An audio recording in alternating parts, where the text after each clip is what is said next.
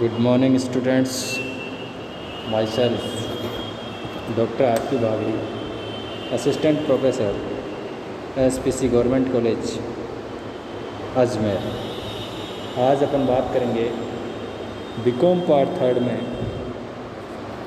ABST के जो first paper है, जो कि इनकम टैक्स एंड लॉ के रूप में जाना जाता है, उसके बारे में आज अपन परिचर्चा करेंगे। और उसमें मैंने लगभग आपको सैलरी के मोस्टली क्वेश्चन अभी नहीं करवाए। मोस्टली थ्योरेटिकल पोर्शन को पहले वाले वीडियोज में बताया है, और आज बता रहा हूँ मैं सैलरी के कुछ इम्पोर्टेंट शॉर्ट टाइप के क्वेश्चन, जो कि काफ़ी आपको एग्ज़ाम में सहयोग दे सकते हैं। और इस टाइप के क्वेश्चंस को आपको और जो क्वेश्चन है वो भी देखने हैं। मैंने एक सैंपल के रूप में 5 क्वेश्चन छांटे हैं, और वो क्वेश्चन आपको मौखिक रूप से बता देता हूँ। इसमें सर्वप्रथम सैलरी के जो क्वेश्चन हैं वो और उसके आंसर्स आपको आज बताएंगे। तो वेरी शॉर्ट टाइप के जो क्वेश्चन हैं, उसमें सबसे पहला क्वेश्चन है, what do you mean by precautions? अनुलाभ से आप क्या समझते हैं? तो सर्वप्रथम तो अपने को पता होना चाहिए कि अनुलाभ क्या होता है। तो अनुलाभ की मैंने आपको 3 बार परिभाषाएं बताई थी। अनुलाभ नियोक्ता द्वारा अपने कर्मचारी को जो सुविधाएं दी जाती है, रियायती दर पे हो सकती है या फिर फ्री ऑफ कॉस्ट भी दी जाती है, उनको अनुलाभ कहते हैं। दूसरी बात है, to what extent is the children's education allowance exempt from tax? बाल शिक्षण भत्ता किस सीमा तक कर मुक्त होता है?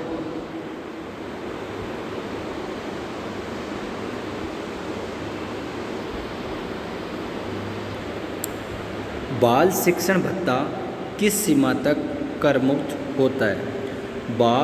बच्चों के लिए जो शिक्षा के लिए जो भत्ता मिलता है वो 100 रुपये प्रति माह, एक कर्मचारी को 100 रुपये प्रति माह प्रति बच्चे की दर से 2 बच्चों तक टैक्स फ्री होता है, कर मुक्त होता है। तो दूसरे शब्दों में अपन कह सकते हैं कि बाल शिक्षण भत्ता 100 रुपये सीमा तक कर मुक्त होता है, जो कि 2 बच्चों तक ही कर मुक्त होगा। अगर अन्य बच्चा होगा तो वो टैक्सेबल हो जाएगा। इसके बाद अपन बात करते हैं, name any 4 allowance which are exempt up to the limit of actual expenditure. ऐसे 4 भत्तों के नाम लिखिए जो कि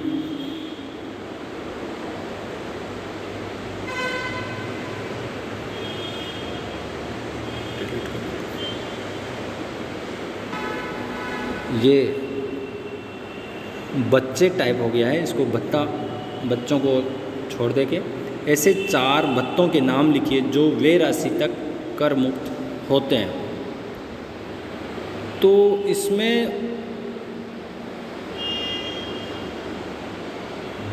ऐसे 4 भत्तों के नाम लिखिए जो वे राशि तक कर मुक्त होते हैं। कहने का मतलब है कि ऐसे भत्ते जो जितनी राशि खर्च कर दी गई है उस तक कर मुक्त होते हैं, उन 4 भत्तों के नाम बताइए। तो ऐसे 4 भत्ते हैं, वो हैं, सबसे पहले लिखेंगे अपन सवारी भत्ता, दूसरा यात्रा भत्ता, तीसरा सहायक रखने का भत्ता, चौथा वर्दी भत्ता। इन भत्तों को जितनी राशि खर्च कर दी जाती है उस सीमा तक ये कर मुक्त होते हैं, और जो बच जाते हैं वो टैक्सेबल हो जाते हैं। तो इस ऐसे क्वेश्चंस का, छोटे क्वेश्चंस का थोड़ा सा ध्यान रखना। ये आपके एग्ज़ाम में 2 नंबर के क्वेश्चन पूछे जाते हैं। अब अगला क्वेश्चन है, वो है, Mr Manish Sharma is employed as an officer with a public limited company. He is in the pay scale of rupees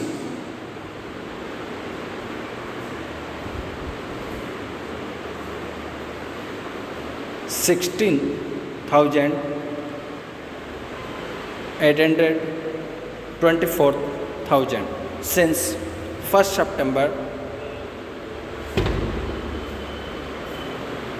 2016.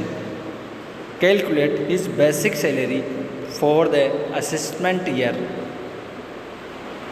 20 and 21. Shri Manish Sharma एक सार्वजनिक सीमित कंपनी में अधिकारी के रूप में नियुक्त है। वह 1 सितंबर 2016 से 16,800 और 24,000 रुपये के वेतनमान में है। कर निर्धारण वर्ष 2020-21 के लिए उनके मूल वेतन की गणना कीजिए। तो सबसे पहले तो यह अपने को ध्यान होना चाहिए कि इसमें कर निर्धारण वर्ष 2020-21 है, तो गत वर्ष कौन सा होगा? गत वर्ष होगा 2019 और 20। फिर 1 सितंबर 2016 को इसकी सैलरी है 16,000। इसकी डेट ऑफ ज्वाइनिंग कितनी है? 1 सितंबर 2016। 2016 को जब इन्होंने ज्वाइन किया तब इनको 16,000 रुपये मिलते थे। इसके बाद 1 सितंबर 2017 को 800 रुपये से बढ़ा देंगे अपन, तो 16,800 रुपये हो जाएंगे। इसके बाद 1 सितंबर 2018 को फिर 800 रुपये से बढ़ाएंगे, तो ये हो जाएंगे आपके 17,600 रुपये। फिर इसको 800 रुपये से फिर बढ़ाएंगे, तो 1 सितंबर 2019 को जाएंगे ये 18,400। अब अपने को गत वर्ष कौन सा है? कर निर्धारण वर्ष 2020-21 है, तो इसका गत वर्ष जो होगा वो होगा 2019 और 20। 2019 और 20, तो ये एक सार्वजनिक कंपनी में है। अगर सार्वजनिक कंपनी में कार्य करते हैं या काम करते हैं तो उनके लिए वर्ष कब से चालू होता है? 1 अप्रैल 2019 से 31 मार्च 2020 तक। तो अपन जो पहले वाली मैंने जो आपको बताया कि 1 सितंबर को 2016 को इसकी 16,000, 1 सितंबर 2017 को 16,800, फिर 1 सितंबर 2018 को 17,600 और 1 सितंबर 2019 को 18,400 रुपये हो गई है। तो इसको क्या करेंगे? अपने को वेतन कब का चाहिए? 1 अप्रैल 2019 से 29 मार्च 2020 तक का। तो अप्रैल 19, अप्रैल के बाद मई 19 और जून, जुलाई और अगस्त, क्योंकि सितंबर 19 को फिर चेंज हो जाएंगे। तो ये 5 महीने की जो सैलरी लेंगे वो लेंगे 17,600 × 5। ठीक है। इसके बाद 1 सितंबर 2019 से लेकर के 31 मार्च 2020 तक सितंबर, अक्टूबर, नवंबर, दिसंबर, जनवरी, फरवरी और मार्च, तो 7 महीने की जो सैलरी लेंगे वो लेंगे 18,400 × 7।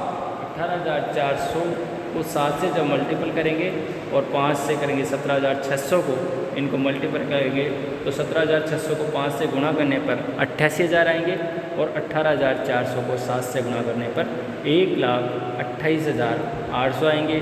और इन दोनों को जब अपन टोटल करेंगे तो वो जो पैसा आएगा वो पूरा वेतन होगा, वो टैक्सेबल होगा गत वर्ष के लिए, जो कि 2,16,800 रुपये आपके आंसर होंगे। इसके बाद अगला क्वेश्चन है, Shri Avinash Garg is an officer of Rajasthan administrative service in the old पे scale of ₹20,828,000 since 1st June 2018. Calculate total basic salary for the previous year 2019 and 20. इसमें दिया हुआ है कि श्री अविनाश गर्ग राजस्थान प्रशासनिक सेवा में एक अधिकारी है। वह 1 जून 2018 से 20,800 28,000 रुपये के पुराने वेतनमान में है। गत वर्ष 2019-20 के लिए उनके मूल वेतन की गणना कीजिए। विद्यार्थियों, इस बात को ध्यान रखना कि प्रश्न में पूछा क्या है। इसमें गत वर्ष पहले से दिया हुआ है तो आपको 18-19 का ज्ञात नहीं करना, गत वर्ष पहले से ही कर निर्धारण वर्ष 20-21 के लिए गत वर्ष कौन सा हो जाएगा 2019-20। इसलिए अपने को गत वर्ष का नाम सुन करके और बैक नहीं होना, गत वर्ष की ही कैलकुलेशन करनी है। तो 2019-20, तो 2019-20 के लिए ये कौन से कर्मचारी हैं, अविनाश गर्ग जो हैं वो राजस्थान सरकार के कर्मचारी हैं। और राजस्थान सरकार हो चाहे सरकारी कर्मचारी होता है तो उसकी सैलरी अपन कब से लेते हैं 1 मार्च से 28 फरवरी। तो मार्च 2019 से लेकर के 28 फरवरी 2020 तक की सैलरी इनके वेतन में कैलकुलेशन की जाएगी। तो इसकी कैलकुलेशन करेंगे तो ये जब ज्वाइन कर रहे हैं वो कर रहे हैं 1 जून 2018 को 20,000 रुपये पे, ठीक है।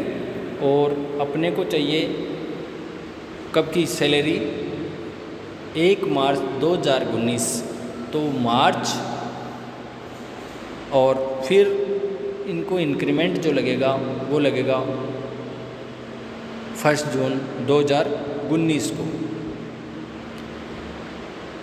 तो इनको अपन जून तक का जो कैलकुलेट करेंगे तो इसमें हो जाएगा इनको जो वैसे सरकारी कर्मचारियों को 1 जुलाई को इंक्रीमेंट दिया जाता है, लेकिन ये ओल्ड पे स्कीम में काम कर रहे हैं इसलिए इनको पे उसी दिन मिलेगा जिस दिन इन्होंने ज्वाइन किया है। तो 1 जून 2019 को इनकी सैलरी हो जाएगी 20,800। तो 1 अप्रैल 2019 से लेकर के लास्ट मई 2018 तक तो इनकी सैलरी रहेगी, वो रहेगी 20,000। तो वो हो जाएगी कितनी, मार्च अप्रैल मई, 3 महीने की तनख्वाह हो जाएगी। तो 20 को 3 से मल्टीपल करेंगे तो 60,000 हो जाएंगे। और उसी प्रकार फिर एक इंक्रीमेंट लेकर के 20,800 हो जाएंगे, जो कि 1 जून 2019 से लेकर के 28 फरवरी 2020 तक। तो जून, जुलाई, अगस्त, सितंबर और अक्टूबर, नवंबर, दिसंबर, जनवरी, फरवरी, ये 9 महीने जो होंगे वो 20,800 से इन 9 को मल्टीपल करेंगे तो ये हो जाएंगे आपके पास 1,87,200 रुपये।